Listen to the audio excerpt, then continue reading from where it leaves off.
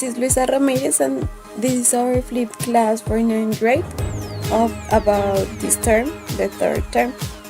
Today our purpose is to review the topics seen and to reinforce them. So first we're going to start with some vocabulary that we saw. Do you remember the body parts and illnesses in Unit 11? So we have here first some parts of our head that we have ears, cheeks, the chin that we learned, lips, eyes, and we're missing here our forehead. Those are the words that we learned.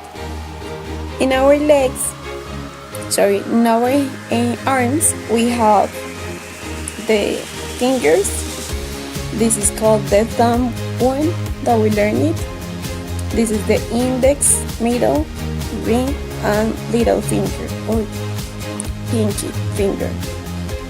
And this is our elbow too. Do you know where it is located? Can you touch it? We have it here. And finally we have our legs parts. So we have the knee and we have the ankle. Do you see it? Okay, so basically those are the parts that we learned or that we review if we already knew them. Now we have some illnesses or diseases. Do you remember them? So can you tell me what is this? And this one? Do you remember how you call this? Or how you call the illness that you get when you have all these symptoms of a cold? This can be a what? Then if we have all these symptoms too, what can you get? And you remember the toothache? Okay, good. Now to talk about the future tense, that was our grammar topic. I have here some review for you. So we have they used. Alright, so we have two ways to talk about the future. We have will or we have be going to. So those have differences in the usage.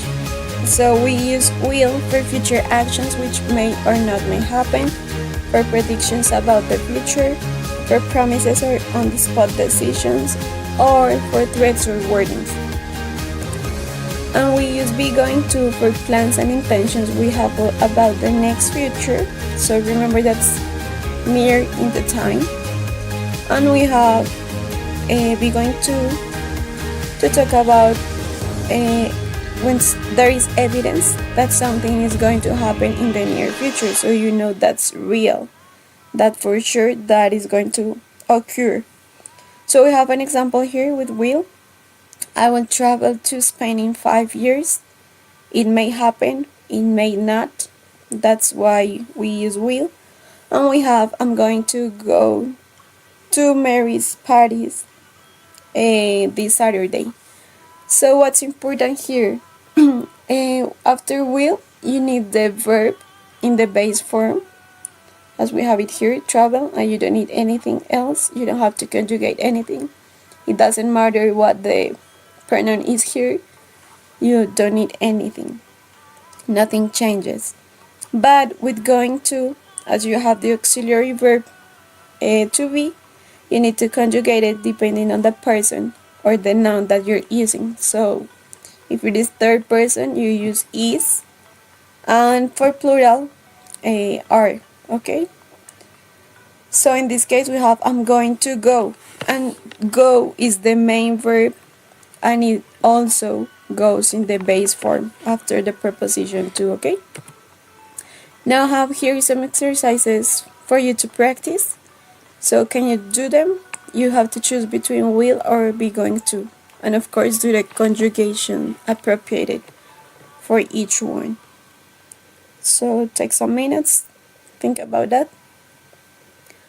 Alright, and now we have here some links for you to practice and some games to review and to reinforce what we